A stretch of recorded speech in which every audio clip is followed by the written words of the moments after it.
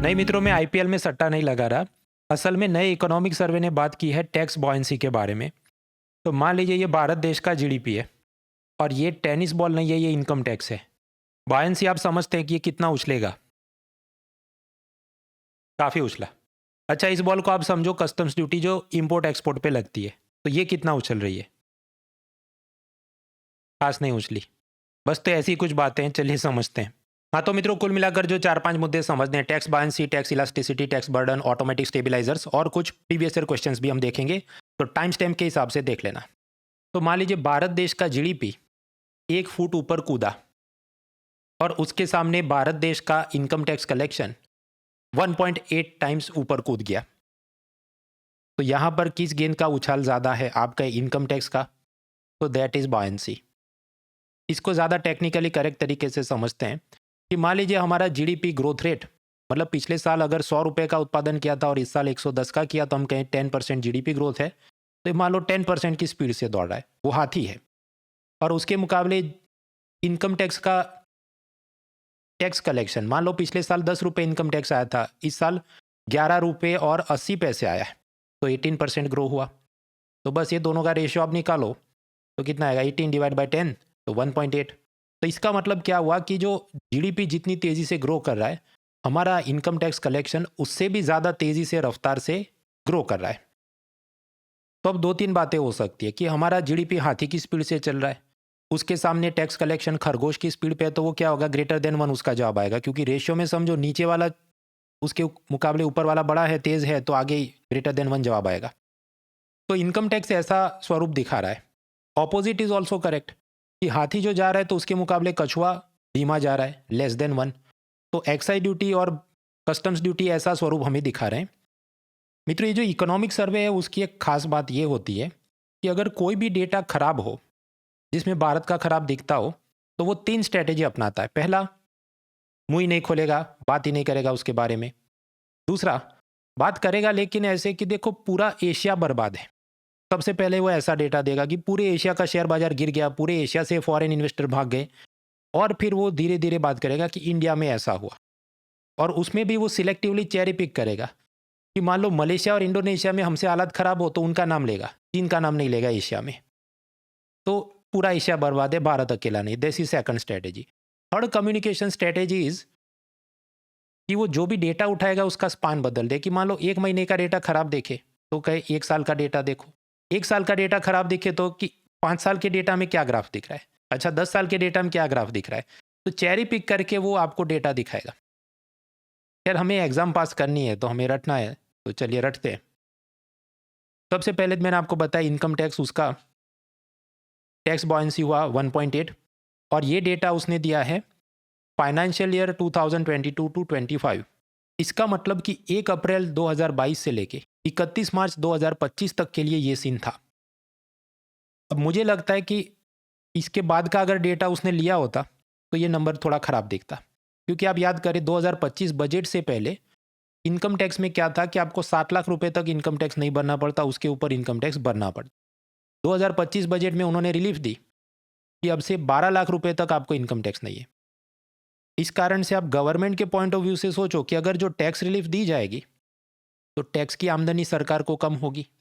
लेकिन ये जो नई सिस्टम आई 12 लाख वाली, वो 1 अप्रैल 2025 से लेके 31 मार्च 2026 में होगा वो डेटा। उसकी इकोनॉमिक सर्वे ने बात नहीं की है। हालांकि उसमें नए बजट में थोड़ी हिंट तो दी कि भाई वहाँ पर तो हमारा शॉर्टफॉल है, उम्मीद से कम पैसा आया है। यानी कि जब अगले साल 2027 का इकोनॉमिक सर्वे आएगा जनवरी 2027 में, देन इट इज़ लाइकली कि वहाँ पर बायंसी आपको गिरी हुई दिखेगी। इसके साथ जुड़ा एक कंसेप्ट है रेवेन्यू शॉर्टफॉल, कि मान लीजिए 2025 में सरकार की उम्मीद हो कि हमें इनकम टैक्स में से 14 लाख करोड़ मिलेंगे, लेकिन वास्तव में आए केवल 13 लाख करोड़। तो ये करीब 1,26,000 करोड़ उम्मीद से कम आए हैं। और ये असल डेटा मैं आपको बता रहा हूँ। तो इसे हम कहते हैं रेवेन्यू शॉर्टफॉल। उसका एक बड़ा कारण मुझे लगता है कि अब याद करें 2025 में ये टीसीएस ने 30,000 से ज़्यादा एम्प्लॉयज़ को नौकरी से हटा दिया, एआई और ये सब चल रहा है। बाकी भी आईटी कंपनियों ने बहुत सारे लोगों को हटाया है। तो ये सब बेचारे एम्प्लॉय जो मान लो पहले 15 लाख 20 लाख कमा रहे थे, उनकी सारी जॉब चली गई। तो स्वाभाविक इनकम टैक्स नहीं भरेंगे या कम भरेंगे, तो शॉर्टफॉल आ गया। इसके साथ जुड़ा एक कंसेप्ट है ऑटोमेटिक स्टेबिलाइजर्स।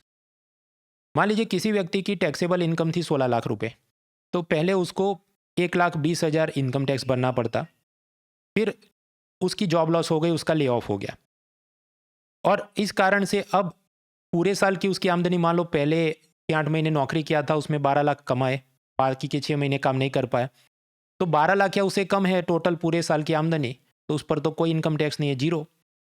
तो यहाँ पर आप समझो एक प्रकार से काल्पनिक रूप से आप सोचो कि पहले मुझे अपनी जो भी इनकम थी उसमें से 1,20,000 सरकार में जमा करने थे। अब मेरी इनकम तो कम हो गई, लेकिन मेरा ये भी पैसा बच गया, मुझे वो जमा नहीं करना है। तो मेरे पास 1,20,000 आए गए, ऐसा भी आप काल्पनिक रूप से सोच सकते हैं। तो इस कारण से इनकम टैक्स को ऑटोमेटिक स्टेबिलाइजर कहा जाता है।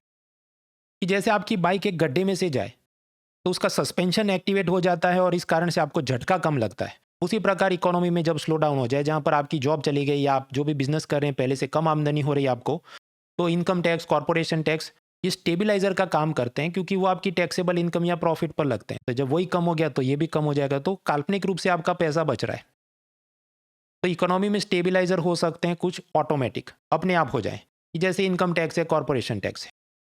कुछ हो सकते हैं डिस्क्रिशनरी, यानी सरकार के विवेक पर हो, कि सरकार देखे अच्छा ये कोरोना के चलते स्लो डाउन आया है, तो चलो आत्मनिर्भर स्टिमुलस पैकेज के नाम पर इतना लोन में राहत देते हैं, इतना ये करते हैं, वो करते हैं, योजनाएं चलाते हैं। या कि इस साल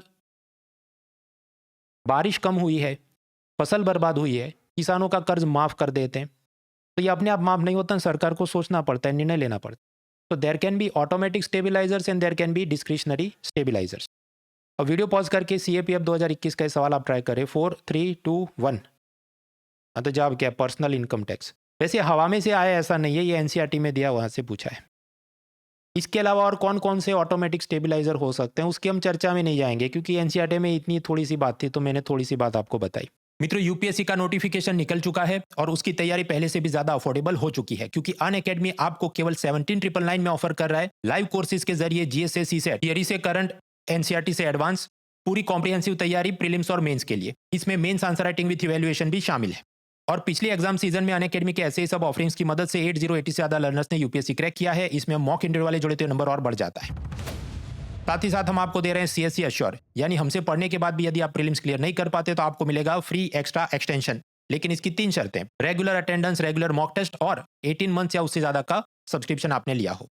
तो बिल्कुल देर ना करें, क्योंकि लिमिटेड टाइम के लिए ऑफर है। और इससे भी ज्यादा महत्वपूर्ण कि जितना आप जल्दी ज्वाइन करेंगे उतना जल्दी आपका सिलेबस कंप्लीट होगा, तो फिर रिवीजन, मॉक टेस्ट और मेंस आंसर राइटिंग आप नियमित रूप से कर पाएंगे। Use the discount code mronal.org for all this benefits. Let's crack it. एक और भी मिलता जुलता कंसेप्ट है लाफेयर कर्व। वो ऐसा कहता है कि एक हद तक आप जब इनकम टैक्स का परसेंटेज बढ़ाएंगे, मान लीजिए 15% रखा था तो सरकार को 85 करोड़ आ रहे थे, 20% रखा तो 100 करोड़ की आमदनी हो रही है, एक हद तक बढ़ेगा। फिर आप कहें तो फिर 85% इनकम टैक्स मांगो ना, तो पब्लिक टैक्स ही नहीं भरेगी, कनाडा और दुबई की सिटीजनशिप ले लेगी, तो फिर सरकार का टैक्स कलेक्शन कम हो जाएगा। मतलब परसेंटेज अगर आप बढ़ाते हैं इनकम टैक्स की, एक हद तक आमदनी बढ़ती है, फिर कम होती है। That is called Laffer curve. अच्छा, अभी हम जो बात कर रहे हैं कि टैक्स और GDP और ऑटोमेटिक स्टेबिलाइजर, तो कुछ लोग पुराना बजट वाला लेक्चर याद करेंगे कि तुमने उधर पढ़ा था कि GDP की फॉर्मूला CIG-XM है और उसमें C फॉर कंजम्पशन है, इसलिए टैक्स अगर बढ़ाया जाता है तो GDP कम हो जाएगा क्योंकि कंजम्पशन कम हो जाएगा। और तुम अभी बोल रहे हो कि ऑटोमेटिक स्टेबिलाइजर का काम कर रहा है, और वहाँ तुमने बोला था कि वो तो नेगेटिव मल्टीप्लायर था। तो मित्रों, ये आप सब अलग अलग कंसेप्ट की खिचड़ी कर रहे हैं। उन सब को अलग अलग फोटो फ्रेम में आपको देखना है और MCQ में जो पूछा उस हिसाब से टिक करना है। चलिए इसको सुकून से समझ लेते हैं। तो देखिए मित्रों, आप ये GDP और टैक्स, इसके आपसी रिश्ते में खिचड़ी मत करिए। डोंट मेक खिचड़ी। आप समझो, मैं अगर कह रहा हूँ कि A और B का इन्वर्स रिलेशन है, तो थियरी के हिसाब से 2020 में भी इन्वर्स रिलेशन है और 2021 में भी इन्वर्स रिलेशन है, लेकिन नंबर तो सब बदल सकते हैं ना। कि मान लीजिए A यानी कि इनकम टैक्स, पहले सरकार ने 10 लाख करोड़ कमाया, इस साल सरकार ने 11.8 लाख करोड़ कमाया, तो इधर से इधर कितना ग्रो हुआ? 18%। उसी वक्त भारत देश का GDP भी बढ़ा होगा, कि पहले भारत देश में 100 लाख करोड़ का उत्पादन हुआ, दूसरे साल बढ़ के 110 लाख करोड़ का उत्पादन हुआ, तो इधर भी 10% ग्रोथ आया। तो अब समझो यहाँ से यहाँ ग्रोथ कितना है? 18, जो कि इनकम टैक्स का ग्रोथ है। और यहाँ से यहाँ कितना ग्रोथ है 10%, जो कि जीडीपी का ग्रोथ है। तो उस हिसाब से हमने ये टैक्स बायंसी का सब निकाला कि जीडीपी ग्रोथ जब 10% की स्पीड से गया तो ये खरगोश जो इनकम टैक्स था वो 18% की स्पीड से गया, तो दोनों का रेशियो क्या है 1.8, तो दैट इज टैक्स बायंसी। खिचड़ी मत करना। दूसरी बात, आपको ये भी प्रश्न होगा कि दोनों का अगर इन्वर्स रिलेशन है तो फिर इनकम टैक्स में ग्रोथ कैसे आ सकता है। अब समझो, जीडीपी कैलकुलेशन की एक फॉर्मूला हम जानते हैं, consumption plus investment plus government expenditure plus export minus import, एक फॉर्मूला है। जीडीपी की एक और फॉर्मूला है, वेजिस इंटरेस्ट प्रॉफिट रेंट। तो अब आप समझो कि जब जीडीपी बढ़ता है तो राइट हैंड साइड में जीडीपी दोनों ही इक्वेशन में बढ़ रहा है। अब यहाँ पर आप सोचिए कि लेफ्ट हैंड साइड में क्या है, डब्ल्यू फॉर वेजिस वो बढ़ रहे हैं तो इनकम टैक्स बढ़ेगा, पी फॉर प्रॉफिट वो बढ़ रहा है तो उस हिसाब से भी जो छोटा मोटा व्यापार कर रहे हैं उनका इनकम टैक्स कलेक्शन पहले से ज़्यादा भरेंगे। तो ये बोथ स्टेटमेंट्स आर करेक्ट। वो डिपेंड करता है कि एमसीक्यू में आपको क्या पूछा है, उस कंटेक्स्ट में टिक करना है।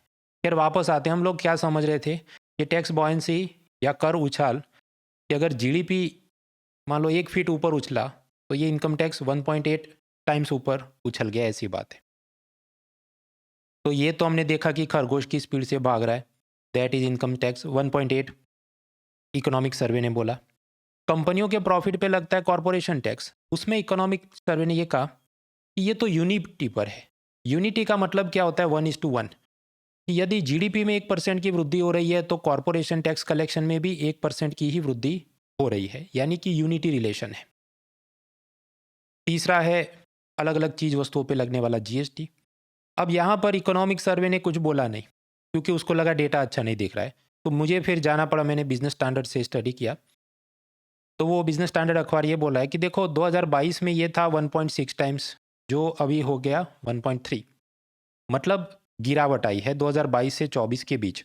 और मुझे लगता है ये और गिरेगा क्योंकि इसमें 2025 की बात तो उन्होंने भी नहीं की, जब आप जानते हैं जीएसटी का सुधार हुआ 2.0, जिसके अंदर जीएसटी के स्लैब और कम किए गए हैं। खैर, वापस हम आते हैं तो इकोनॉमिक सर्वे ने डायरेक्ट इनडायरेक्ट टैक्स का ब्रेकअप दिया है, वो हमें थोड़ा जत्थे के हिसाब से, पाई चार्ट के हिसाब से याद रखना है। तो पहले मतलब कोरोना से पहले सीन ये बन रहा था कि अगर 100 रुपये सरकार टैक्स में कमा रही थी तो उसमें 51 तो डायरेक्ट टैक्स थे, मतलब आदमियों की इनकम पे लगने वाला इनकम टैक्स, कंपनियों की इनकम पे लगने वाला, प्रॉफिट पे लगने वाला कॉरपोरेशन टैक्स, और बाकी 48 या 49 वो था इनडायरेक्ट टैक्स, जीएसटी, एक्साइज आदि, तो टोटल हुआ 100। अब कोरोना के बाद और बढ़ते बढ़ते 2025 तक में ये कैसा हो गया कि डायरेक्ट टैक्स पाई चार्ट के अंदर 58% ऑक्यूपाई कर रहा है और इनडायरेक्ट टैक्स में गिरावट आई है, वो 41 के आसपास हो गए। तो ये याद रखना है कि साइज के हिसाब से मतलब पाई चार्ट में भी डायरेक्ट टैक्स का पोर्शन धीरे धीरे बढ़ रहा है as per the economic survey. वापस आते हैं जीएसटी में, आपको बता रहा था कि जीएसटी तो 2017 से 25 के बीच उसके स्लैब क्या थे, 5, 12, 18, 28। फिर 2025 के सितंबर महीने में आप जानते हैं रैशनलाइजेशन किया, जिसे हम कहते हैं जीएसटी 2.0। तो अब स्लैब क्या है, एक है 5%, दूसरा 18% और तीसरा 40%, जो कि एकदम हैवी वाली ये स्कॉर्पियो वगैरह गाड़ियों पे लगती है। अब आप सोचिए इस हिसाब से जो रैशनलाइजेशन हुआ है तो बहुत सारी 12% वाली चीज़ें 5 में चली गई, बहुत वाली 28%, मतलब जो बड़े बड़े एलसीडी टीवी थे जो 28 में आते थे वो 18 में चले गए। तो ये कारण से होगा क्या कि जीएसटी कलेक्शन में भी गिरावट तो हुई है 2025 में, रेवेन्यू शॉर्टफॉल भी उसमें आया है, लेकिन इकोनॉमिक सर्वे ने इस पर कोई बात नहीं की है। तो जीएसटी की हमने बात की, 1.3 उसका चल रहा है बॉयंसी। अब आगे बढ़ते हैं, पेट्रोल डीजल ऐसे 5 हाइड्रोकार्बन प्रोडक्ट्स पर अभी जीएसटी नहीं लगता है, उस पर यूनियन का एक्साइज और राज्य सरकार का वैट लगता है। तो एक्साइज में इकोनॉमिक सर्वे ने यह कहा कि इसका तो बॉयंसी लेस देन 1, मतलब स्लो डाउन हो गया है। वो ऐसी बात है कि कछुए की स्पीड से जा रहा है, तो अपना जीडीपी अगर मान लीजिए भाग रहा हो 1 की स्पीड पे, तो ये कछुआ भाग रहा है पॉइंट में भी 8 की स्पीड पे। इसके 2 कारण इकोनॉमिक सर्वे ने दिए। पहला कि 2022 के बाद सरकार ने पेट्रोल डीजल पे लगने वाली एक्साइज ड्यूटी थोड़ी कम की थी। कम क्यों की थी, क्योंकि अलग अलग टाइम पे उत्तर प्रदेश या कहीं पर चुनाव आए होंगे। और दूसरा कि पेट्रोल डीजल का कंजम्पशन हैज़ मॉडरेटेड, या दूसरे शब्दों में हम ये कहें कि पब्लिक पेट्रोल डीजल कम यूज़ कर रही है क्योंकि शायद इलेक्ट्रिक व्हीकल का चलन बढ़ा है, या फिर पेट्रोल डीजल इतना महंगा पड़ता है तो पब्लिक जो पहले बाइक लेके घूमती थी अभी मेट्रो में और बस में घूम रही है, या फिर कि सरकार ने पब्लिक ट्रांसपोर्टेशन की सुविधा भी उतनी बेहतर कर दी है कि पब्लिक घूम रही है, या चौथा कि ये टीसीएस में 30,000 लोगों की जॉब चली गई तो अब वो वैसे भी नहीं घूम रहे व्हीकल पे, तो वगैरह वगैरह बहुत सारे आप उसमें एंगल जोड़ सकते हैं। खैर ऑफिशियली तो ये दो कारण बताएं, अगर बहुत खींच के अजर्शन रीजनिंग में कुछ पूछा जाए तो इसको याद रखना है। चौथा या पांचवा जो भी, इंपोर्ट एक्सपोर्ट पे लगने वाली कस्टम्स ड्यूटी, ये भी कछुए की स्पीड से इसका भी बॉयंसी 0.4 है, मतलब 1 से तो कम है। इसके दो कारण उसने बताए कि इंपोर्टेड रॉ मटेरियल पर सरकार ने धीरे धीरे कस्टम्स ड्यूटी कम की है ताकि भारत मैन्युफैक्चरिंग पावर हाउस बन सके, और दूसरा कि ये ऑस्ट्रेलिया, ओमान, यूएई वगैरह जो भी देशों के साथ हमने फ्री ट्रेड अग्रीमेंट साइन किए तो वहाँ से आने वाली चीज़ों पर हमने टैक्स कम किया होगा, तो ये भी एक कारण हो सकता है। हाँ, तो ये थोड़ी रिदम या इसका फ्लो याद रखना है, because it is given in the latest economic survey. पिछले वर्षों में मैं इतना बारीक इसकी चर्चा नहीं करता, पर इस बार उन्होंने आराम से चर्चा की है एक पेज भर के, तो मैंने आपको बता दिया। बाकी कौन से टैक्स से ज़्यादा कलेक्शन होने वाला है वो अलग चीज़ है, उसका रैंकिंग भी याद रखना है कि 2026 में सबसे ज़्यादा कमाई होगी इनकम टैक्स से, दूसरे नंबर पर कॉर्पोरेशन टैक्स, तीसरा जीएसटी, चौथा एक्साइज और पांचवा कस्टम्स ड्यूटी। आगे बढ़ते हैं। मैंने आपको टैक्स बायंसी के बारे में तो बताया, तो फिर ये टैक्स इलास्टिसिटी क्या होती है? तो देखिए, इस पर तो इकोनॉमिक सर्वे एकदम चुप हो गया। ऐसा भी नहीं कि एक भी टैक्स के बारे में उन्होंने कुछ उसका डेटा दिया हो, एकदम चुप हो गया। तो हम भी इसमें ज़्यादा सोचने नहीं बैठेंगे। मैं आपको बस थोड़ा हिंट या ओवरव्यू दे देता हूँ कि इलास्टिसिटी होती क्या है। रबर बैंड आप समझते हैं, कितना खींचेगा एक हद के बाद वो खींचेगा नहीं, वो टूट जाएगा। आपके पास जॉब है, आप दे दनादन पैसे कमा रहे हैं, और आप एक दिन में मान लीजिए 10 ग्राम सॉल्ट खाते हैं। अब आपकी जॉब चली गई, तो हो सकता है कि आप पहले जितने हलवा पूरी खाते थे कुछ और चीज़ खाएंगे, पर सॉल्ट तो जितना खाएंगे उतना ही खाएंगे ना, वो कम थोड़ी हो जाए, वो 10 ही रहेगा। इसका ऑपोजिट भी, कि मुकेश अंबानी के पास पहले कम पैसा था, अभी ज़्यादा पैसा था, तो कोई 500 टन तो वो नहीं खाएगा सॉल्ट। तो यानी अगर सॉल्ट पर सरकार जीएसटी लेना चालू करे, तो पहले मान लो उसमें से 2 रुपये कमा रहे थे, तो अभी 2 रुपये कमाएंगे, या हो सकता है आपकी जॉब चले गई तो आप थोड़ा कम खा रहे हैं इसलिए उसमें भी नमक कम डाल रहे हैं, मे बी 1.8, लेकिन इसका लचीलापन ज़्यादा है नहीं कि बहुत खींच जाएगा। तो consumption of salt is in elastic, एक हद से ज़्यादा खींचेगा नहीं, वो जो है उसके आसपास ही रहेगा। इसलिए अगर हम सॉल्ट पर जीएसटी लेना शुरू करें तो उसकी टैक्स की इलास्टिसिटी जीडीपी ग्रोथ के साथ कितनी होगी तो बहुत खास दिखेगी नहीं। हालांकि इकोनॉमिक सर्वे ने उस पर कुछ खास बात नहीं की। हमारे बाकी भी जो टेक्स्ट बुक्स हैं उसमें टैक्स इलास्टिसिटी पर बहुत चर्चा नहीं है, तो हमें दिमाग खर्च नहीं करना चाहिए। एक दो लाइन में थोड़ा बहुत जो हिंट मिल गया या समझ आ गया काफ़ी, आगे बढ़ो। इसके दो कारण हैं जो मैं पहले भी कई बार आपको बता चुका हूँ, कि जो प्रोफेसर को पेपर सेट करना है, तो अगर उसने सोचा इकोनॉमिक सर्वे से कुछ उठाना है तो सीधे उठा देगा स्टेटमेंट, डेटा या कंसेप्ट में चेंज कर देगा ट्रू या फॉल्स करने के लिए, and then he will finish. खुद से अलग से सर्च करके ये सब पूछे उसकी चांस रेयर रहती है, और पूछ भी ले तो बाकी सब्जेक्ट तैयार करना बेहतर रहेगा। डर डर के मतलब आप एक ही सब्जेक्ट में घुसे रहेंगे तो फिर काम नहीं चले। टैक्स बायंसी देखा, इलास्टिसिटी देखा, ऑटोमेटिक स्टेबलाइजर आगे हमने देख लिए। आखिरी दो मुद्दे बचते हैं, burden of tax and some PYQs. अब ये तो समझते हैं आपने टोमेटो केचप खरीदा तो आपने भरा प्राइस प्लस जीएसटी, उसमें से जीएसटी सरकार जमा करती है या कलेक्ट करती है किससे, दुकानदार से, तो उस पर इम्पैक्ट है। लेकिन अल्टीमेटली प्राइस और जीएसटी सब भरते तो आप हैं, तो इंसिडेंस आप पर है। अब प्रश्न ये है, तो फिर बर्डन किस पर है? बर्डन का मुद्दा ऐसा है कि यदि सरकार जीएसटी बढ़ा के मान लो 18 से 40 कर दे, बराबर, तो इसका बोझ इस तरफ जाएगा कि इस तरफ जाएगा? कस्टमर की तरफ कब जा सकता है कि मान लो 100 रुपये का वो कैचअप था, आपसे ये लोग कहे कि 140 लगेगा, ये एक बात हो सकती है। या कुछ बार दुकानदार या कंपनी ये सोचे भाई तो हमारा ग्राहक चला जाएगा, तो 100 का मॉल हम 100 में ही बेचते हैं, अपना प्रॉफिट मार्जिन थोड़ा हिट ले लेंगे, हम सहन कर लेंगे। तो इसके साथ जुड़ा कंसेप्ट है बर्डन ऑफ टैक्स, समझ लेते हैं कि यदि जीएसटी में बढ़ोतरी की जाए तो उसका बोझ कौन सहेगा, कंपनी सहेगी कि ग्राहक सहेगा? एक सिंपल हम उदाहरण से समझते हैं। मान लीजिए एक कार का कॉस्ट प्राइस बनाने का लागत खर्च है 60 रुपीज़। टाटा कहे मुझे इस पर 40 रुपये का प्रॉफिट चाहिए, यानी कि मेरा सेलिंग प्राइस होगा 100 रुपये और इस पर सरकार कहे जीएसटी लगेगा 18। तो 100 रुपये सेलिंग प्राइस प्लस 18 यानी 118 का ऑन रोड आपको ये गाड़ी पड़ेगी। अब मान लीजिए सरकार ये कहे कि अब से कार पर जीएसटी 18 की जगह 28 करते हैं, तो दो बातें हो सकती है। टाटा ये सोचे कि अगर मैं अपनी ये पेट्रोल कार का भाव बढ़ा दूंगा, पब्लिक इलेक्ट्रिक व्हीकल या कोई और चाइनीज़ ब्रांड खरीद लेगी, तो वो तो मैं नहीं चाहता। तो टाटा ये कहें कि ठीक है, गाड़ी का कॉस्ट प्राइस तो मैं कम नहीं कर सकता, 60 है। प्रॉफिट जो मैं पहले 40 मांगता था उसकी जगह कम मांगता हूँ, 32, ताकि सेलिंग प्राइस हो जाए 92। अब इस पर भले 28% जीएसटी लगे, तब भी इसका भाव ग्राहक के लिए तो सेम टू सेम ही रहेगा। पहले भी 118 था और अब भी 118 ही रहेगा। अगर ऐसा होता है तो हम कहें कि ये टैक्स बर्डन का शिफ्टिंग रिवर्स साइड पर हुआ है, कि दुकानदार ने, व्यापारी ने, इंडस्ट्रियलिस्ट ने अपने सर पे ले लिया है। कुछ बार ये होगा टाटा सोचे नहीं, ये तो जख मार के लेगा ही ना, तो मुझे कुछ परवाह नहीं है, तो कॉस्ट प्राइस तो मैं चेंज नहीं कर सकता, प्रॉफिट भी मैं चेंज नहीं करूँगा, तो सेलिंग प्राइस है 100 और सरकार ने जीएसटी 18 से बढ़ा के 28 किया, तो अब गाड़ी का भाव क्या हो गया, 128, जो पहले 118 में मिलती थी। तो कस्टमर का सैड इमोजी हो गया।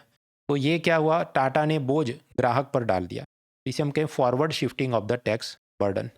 अब आपको प्रश्न होगा कि कौन सी सिचुएशन में बैकवर्ड शिफ्टिंग होगा, कौन सी सिचुएशन में फॉरवर्ड शिफ्टिंग होगा। वो डिपेंड करता है कि मान लीजिए कोई ऐसी चीज़ है, सोडा, चॉकलेट, कि वो अब नहीं खाएंगे तो मर नहीं जाएंगे, और उसमें बहुत सारे अलग अलग राइवल प्रोडक्ट्स हों। हम सोडा नहीं पियेंगे, हम मिल्क शेक पी लेंगे, हम चॉकलेट नहीं खाएंगे, हम कुछ और चीज़ खा लेंगे।